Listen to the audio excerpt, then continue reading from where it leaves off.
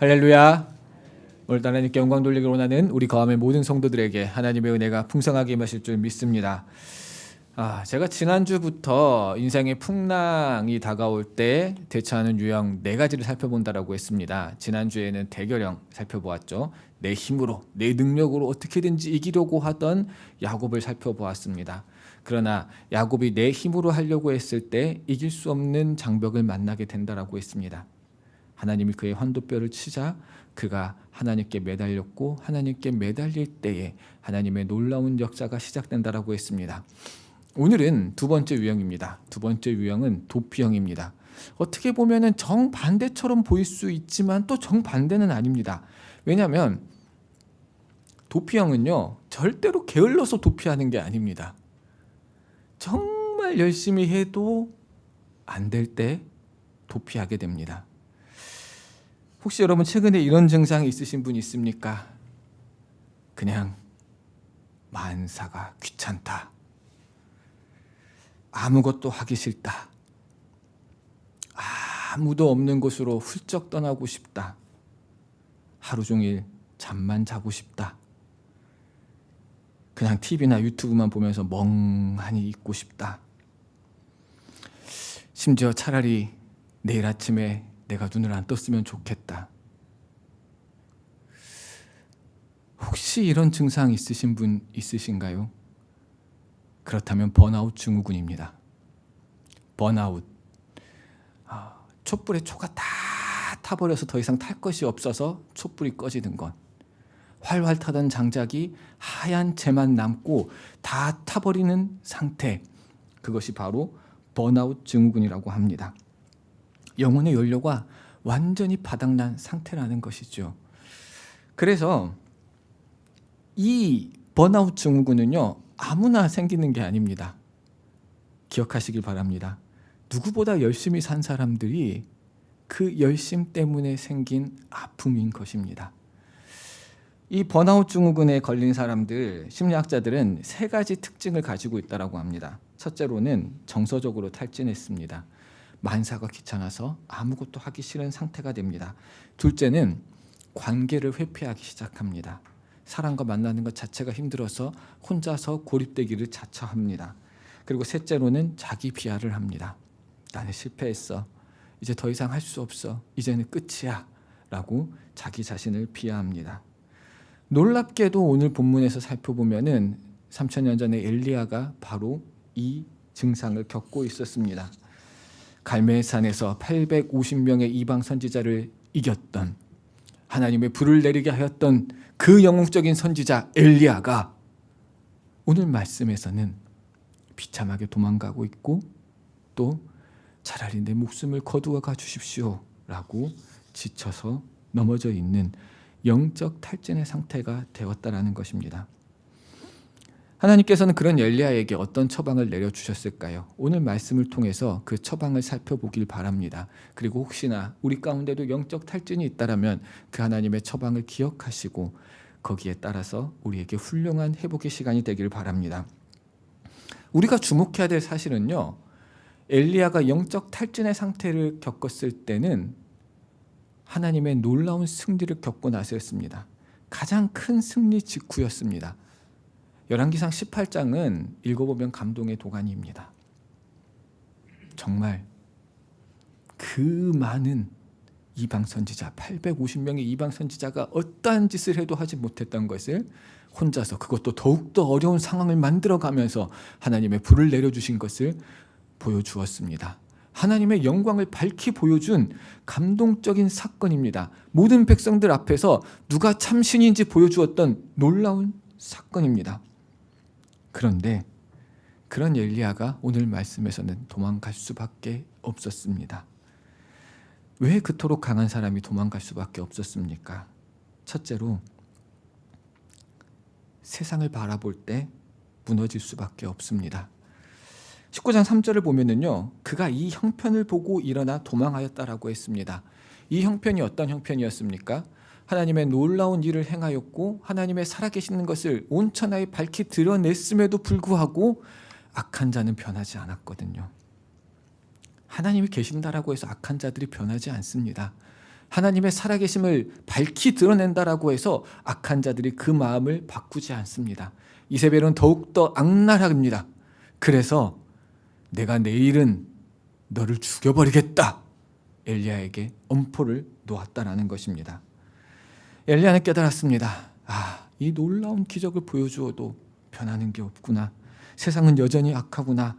그 현실을 인지하는 순간 두려움이 그를 삼킬 수밖에 없었습니다. 엘리야가 어떤 사람입니까? 1대 850의 싸움에서 승리한 사람입니다. 사람이 그렇게 할 수 있습니까? 엘리야가 하나님을 의지할 때 그는 두려움이 없었습니다. 그런데 세상의 형편을 바라본 순간 그의 마음에 두려움이 있었다라는 거죠. 제가 군대에서 군사 기초훈련 받을 때 훈련소에서 막타오 훈련을 하잖아요. 막타오 훈련을 밑에서 바라보면서 가끔씩 못 뛰는 사람들이 있어요. 못 뛰어가지고 막 기둥 잡고 막 앞에서 조교는 막 발로 차고 막 난리가 나는 경우가 있어요. 그걸 보면서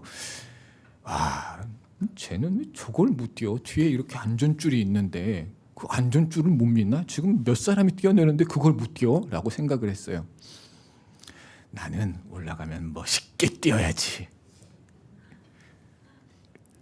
다들 제가 뒤에 무슨 얘기를 할 줄 아나 봐요. 제가 딱 올라갔습니다. 그리고 딱 멋있게 뛰려고 이제 몇 번 교육생 점프 이러면서 점프를 하려고 딱 하는 순간 밑이 보여요.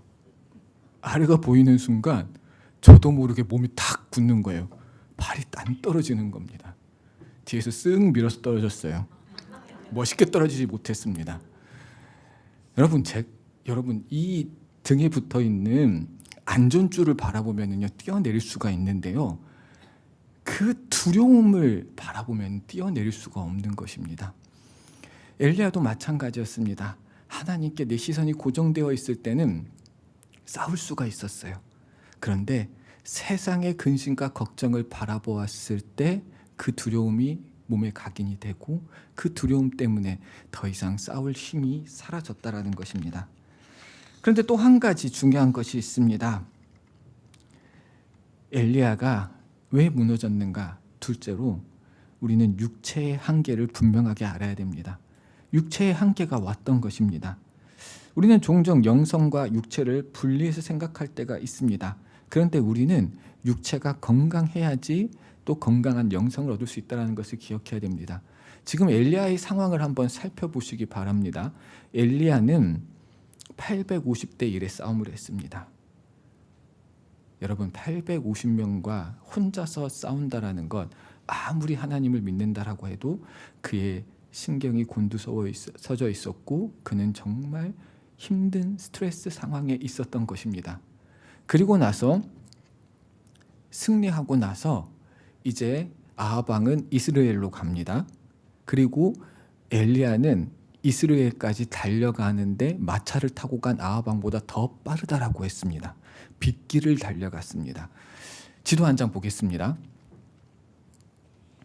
자, 갈멜산에서 이스라엘은 30km 정도의 거리입니다. 저 정도 거리면은 거의 마라톤 코스죠. 그런데 그 길을 마차보다 더 빨리 갔습니다. 하나님이 주시는 힘이 있었기 때문에 달려갈 수가 있었습니다. 그런데 그 이스라엘에서 이세벨에게 협박을 당하고 또 브엘세바까지 약 150km를 도망을 갔습니다. 브엘세바는 남유다의 마지막, 유다에서 사람이 살고 있는 마지막 지역이 바로 브엘세바라고 할 수가 있습니다. 그리고 그 브엘세바에서 광야길, 네게부 광야까지 하루길을 걸어갔다고 했으니 약 20km, 천천히 가도 20km니까 총 200km를 도망갔던 것입니다. 제가 공교롭게도 저 비슷한 여정을 의도하지 않았지만 한 적이 있어요. 제가 성지순례를 갔을 때 갈멜산 위쪽에 저기 툭 튀어나온 데가 하이파라는 도시인데 그 하이파라는 도시에서 하룻밤을 자고 갈멜산을 갔다가 쭉 내려가서 마사다, 사해 근처에 있는 마사다를 갔다가 그리고 엔게디를 갔다가 다시 네게부 사막을 쭉 내려가서 에일랏, 홍해까지 간 적이 있습니다. 다른 게 있다라면 저는 에어컨이 빵빵한 차를 운전해서 갔고 지금 엘리야는 생명의 위협을 받은 상태로 걸어서 갔습니다. 그리고 홍해까지 갔던 저는 어떻게 되었을까요? 그 뜨거운 길을 혼자서 그렇게 운전해서 무리해서 가서 홍해에 가서 홍해를 보지 못하고 숙소에서 하루 동안 몸살나서 누워 있었습니다. 건강한 30대였었죠. 아마 30대였던 것 같은데 건강한 30대인 저도 거기서 그렇게 지쳤는데 하물며 걸어서 갔던 엘리야가 얼마나 힘들었겠습니까? 몸이 지치면 마음이 약해지고 마음이 약해지면 영적인 침체가 찾아옵니다. 엘리야의 믿음이 사라진 게 아닙니다. 그의 배터리가 방전되었다라는 것이죠. 육신이 약해지면 우리의 마음도 연약해진다는 것을 우리는 분명하게 기억해야 됩니다. 그리고 이 번아웃에 빠진 탈진하게 된 엘리야는 어떤 행동을 보였습니까? 본문에서 도피형의 전형적인 특징 세 가지를 찾아볼 수 있습니다. 첫째로는 고립을 자초했습니다. 3절 말씀을 보면은 3절 하반절에 자기 사안을 그곳에 머물게 하고 그리고 자기는 혼자서 광야길로 하루를 갔습니다. 동역자가 없이 혼자서 갔습니다. 스스로 고립을 자초했습니다. 지금 이 힘든 순간에 누군가와 함께 해야 함에도 불구하고 혼자 있고 싶어졌던 것입니다. 너무 힘들고 지쳐서 혼자 있고 싶었습니다. 그런데 이 혼자 있을 때 우리는 더욱더 연약해지고 혼자 있을 때 사단은 우리의 마음을 자꾸만 공격하게 됩니다. 둘째로 죽음을 동경합니다. 4절을 보면 로뎀나무 아래에서 여호와여 내가 넉넉하오니 지금 내 성명을 거두시옵소서라고 합니다. 차라리 죽는 것이 낫다라는 정도로 지금 내가 너무 힘들어서 지금 죽는 것이 낫다라고 말할 정도가 되었다라는 것입니다. 그리고 셋째로 패배의식에 빠지고 비교하게 됩니다. 나는 내 조상들보다 못하나이다. 엘리야는 지금 자신을 실패자로 규정합니다. 우리의 조상들도 이스라엘 백성들이 그렇게 잘못된 길로 갈 때 조금이라도 돌려놓았는데 나는 이제 아무것도 하지 못하는구나. 내가 뭘 할 수 있을까? 그토록 놀라운 일을 행했던 그지만 그 상황 속에서는 패배자로 그 패배주의로 영적인 침체를 불러오고 말았습니다. 이런 상황에서 하나님께서는 이 엘리야를 어떻게 치유하셨습니까? 너 왜 도망쳤어? 너 그것도 못해? 끝까지 싸웠어야지. 이렇게 말씀하셨습니까? 아닙니다.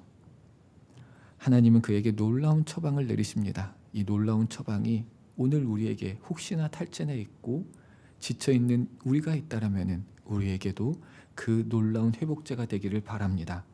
첫 번째 처방은요, 하나님의 터치가 있었습니다. 어루만짐이 있었습니다. 5절을 보면 천사가 그를 어루만졌다라고 했습니다. 하나님은 하나님의 말씀으로 위험 있게 그를 부르지 않았습니다. 엘리야야, 엘리야야 이렇게 하지 않았습니다. 먼저 하나님은 그를 어루만졌습니다. 조용히 따뜻하게 만져주셨다는 것입니다. 여러분, 우리가 힘들 때 가장 필요한 게 충고가 아닙니다. 판단이 아닙니다. 따뜻한 공감이 필요합니다. 하나님께서는 우리를 공감해 주시고 우리가 힘들 때 우리를 어루만져 주시고 우리를 안아주시는 하나님이시라는 것을 잊지 않으시길 바랍니다. 혹시 여러분 주변에 지쳐있는 남편이나 또는 지쳐있는 아내나 지쳐있는 아들이 있습니까? 주변에 그런 사람이 있다면 절대 이렇게 말씀하지 마십시오. 으이구, 내가 뭘 했어? 너 그렇게 하지 말라 했잖아. 너 좀 기도 좀 하라고 했잖아. 이렇게 팩트로 때리지 마시기 바랍니다. 사람을 살리는 것은 정답이 아닙니다. 정답을 몰라서 그러고 있는 게 아니에요. 정답은 다 알고 있어요. 사람을 살리는 것은 사랑이라는 것을 기억하길 바랍니다. 우리 주변에도 혹시나 누군가 지쳐있고 누군가 아파있다면요, 그에게 충고하거나 이렇게 했어야지 이렇게 해야지 하기보다 가장 먼저 하나님처럼 그를 어루만져 주시길 바랍니다. 그리고 그를 안아주시길 바랍니다. 그의 손을 붙잡고 따뜻한 공감을 해주시기 바랍니다. 그리고 우리 스스로에게도 적용하시기 바랍니다. 하나님이 나를 잘못했다라고 하지 않으시고 나를 만져주시고 나의 손을 잡아주시는데 왜 스스로 나를 학대하십니까? 왜 나는 이것밖에 안 돼? 왜 나는 이렇게도 못할까? 학대하고 있습니까? 오늘 이 밤에 주님께서 우리를 어루만져 주실 것을 믿으시길 바랍니다. 혹시나 지쳐있고 어려운 가운데 있다라면은 그 주님의 손길에 집중하시기 바랍니다. 두 번째 처방은 먹이심, 곧 육체의 회복입니다. 6절을 보면 천사가 가져온 것은 하나님의 어명이 아니었습니다. 너 이렇게 하여라 라고 하지 않았고 숯불에 구운 떡과 물을 가지고 왔습니다. 지금 엘리야에게 필요한 것은 육체의 회복이라는 것을 하나님은 알고 있었고 그래서 하나님께서는 그의 회복을 위하여서 그에게 먹을 것을 주셨다라는 것입니다. 우리는 하나님의 일을 잘 감당하기 위해서는요, 잘 먹고 잘 쉬어야 됩니다. 자꾸 우리가 내 열심으로 내 노력으로 뭔가를 하기 위해서 막 열심을 부리고 몸을 안 살필 때가 있는데요.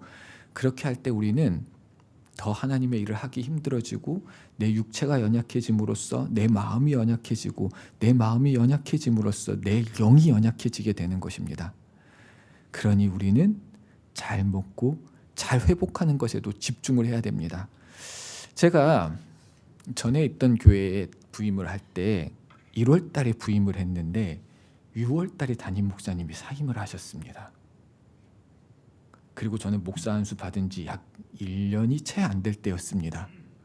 담임 목사님이 사임을 하면 어떻게 해야 되죠? 새벽 기도도 제가 해야 되고요. 새벽 기도 차량 운행도 제가 해야 되고요. 수요 예배도 제가 해야 되고 금요 예배도 제가 해야 되고 심지어 나중에 가니까는 잘하니까 주일 설교도 저한테 시키더라고요. 근데 목사 안수 받은 지 얼마 안 되고 설교를 안 했던 저에게는 그게 얼마나 부담이었겠습니까? 새벽에 일어나는 것조차도 부담이에요.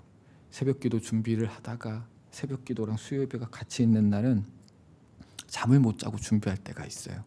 그래서 한 2시간, 3시간 이렇게 자고 새벽 기도를 나갈 때가 있었습니다. 근데 제가 또 새벽에 차량 운행을 했어요. 새벽에 4시에 나가서 교회까지 한 5km 정도가 돼서 차를 운전을 해서 교회까지 가서 또 새벽에 이제 차 타시는 분들 다 차량 운행을 했습니다. 그렇게 하다 보니까 어느 날은 늦잠을 잔 거예요. 근데 그때가 지금처럼 추울 때였어요.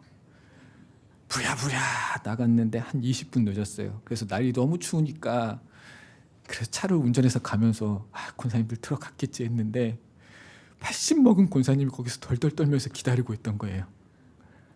제가 그때 그 생각을 했습니다. 설교에 부담을 갖고 설교를 잘하고 설교를 준비하는 것도 중요한데 목사는 내 체력을 관리하는 것 또한 중요하겠구나. 내가 새벽에 맑은 정신으로 새벽 기도를 나와서 새벽 기도 설교를 하고 기도를 하고 하는 것이 굉장히 중요한 일이구나라는 것을 그때 깨달았습니다. 그래서 그 뒤로는 설교가 준비가 잘 안 됐다라고 해서 늦잠을 자지 않아요. 지금은 제가 9시 15분이면 무조건 잡니다. 이제 체력이 안 돼서 7시간을 자야 돼요. 4시 15분에 일어나려면 9시 15분에 자야 됩니다. 금요일은 상관이 없어요. 왜냐하면 4시 15분에 안 일어나니까요. 자, 제가 중요한 것은요. 하나님의 일을 감당하기 위해서 내 육체의 회복에 관심을 가져야 됩니다. 하나님께서 그래서 이 엘리야에게 먼저 행하신 것은 네가 먹고 마시고 쉬면서 회복하여라 라고 하였다라는 것입니다. 우리도 그렇기 때문에 우리 육체의 회복에 대해서 너무 소홀하게 생각하면 안 됩니다. 우리가 때로는 열심을 다해야 될 때도 있지만 쉬어야 될 때는 쉬어야 합니다. 하나님은 우리를 그렇게 만드셨습니다. 쉬어야 될 때 쉬게 만드셨고 그래서 안식일을 기억하여 거룩하게 지켜라 하였고 그래서 낮과 밤을 만들었습니다. 우리의 육체의 회복을 잘 해야지만 우리의 마음이 건강해지고 우리의 영도 건강해진다는 것을 잊지 않으시길 바랍니다. 세 번째 처방은요. 기다리셨습니다. 재촉하지 않았습니다. 회복에는 시간이 필요합니다. 하나님께서 숯불에 구운 떡과 물을 먹이시고 야 이제 먹었으니까 빨리 일어나. 빨리 일어나서 너 할 일 해야지. 이렇게 하지 않으셨습니다.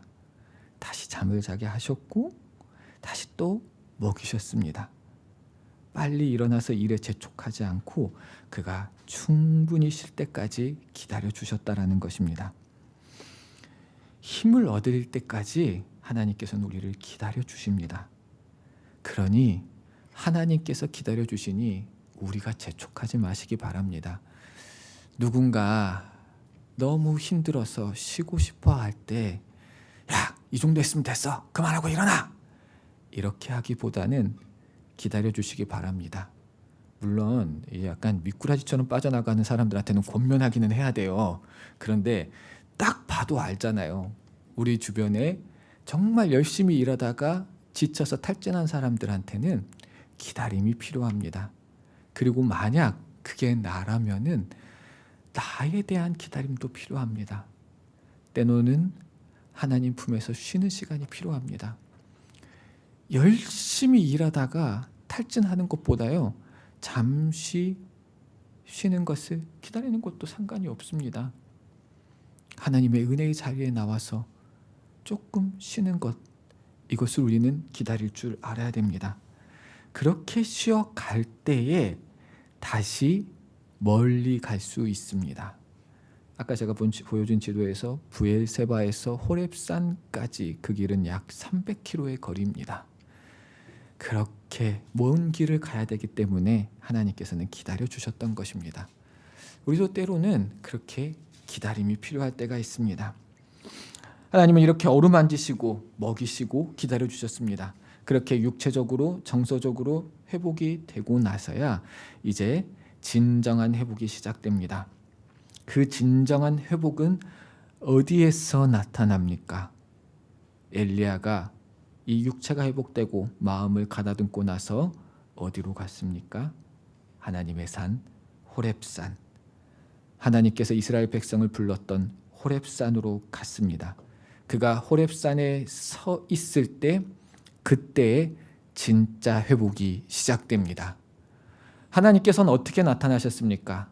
강한 바람이 그 산을 지나갔을 때, 그리고 나서 지진이 그곳에 일어났었고, 그리고 나서 불이 그곳에 일어났습니다. 놀라운 일들이 그곳에서 일어났습니다. 그런데 성경에서 반복적으로 기록합니다. 하나님이 거기에 계시지 않았다라고 기록을 합니다. 그리고 나서 언제 엘리야 앞에 나타났습니까? 세밀한 음성으로 나타났다라는 것입니다. 우리는 이 사실을 주목해야 됩니다. 우리는 우리 앞에 일어나는 일들, 우리 앞에 억울한 일들, 우리가 탈진하게 만들었던 일, 우리를 번아웃하게 만들었던 일들이 놀라운 기적으로 해결되기를 바랍니다.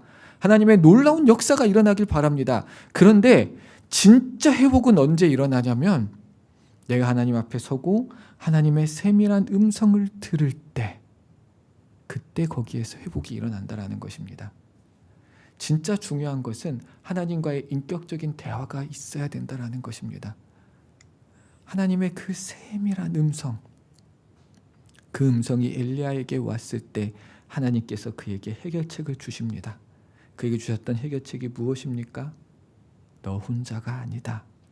아직 이스라엘은 바알에게 무릎 꿇지 않는 7,000명이 있다. 하나님의 뜻은 반드시 이루어질 것이라는 것을 다시 엘리야에게 알려주었습니다. 엘리야의 현실이 변화되지 않았습니다.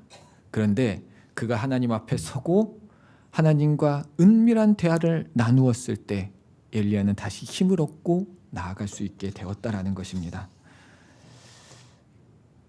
우리도 하나님 앞에 나올 때 우리의 문제가 회복될 줄 믿습니다. 하나님 앞에 나와서 그 하나님의 음성을 들을 때 문제가 해결될 줄 믿습니다. 오늘 이 자리가 우리의 호렙산이 되길 바랍니다. 오늘 이 자리에서 하나님의 세밀한 음성을 들으시길 바랍니다. 그래서 우리에게 지치고 연약한 부분이 있다면 하나님이 공급하시는 힘으로 이기고 세상 가운데 다시금 나아가며 주님의 길을 걷고 주님의 뜻을 발견하는 귀한 시간 되시기를 간절히 바랍니다.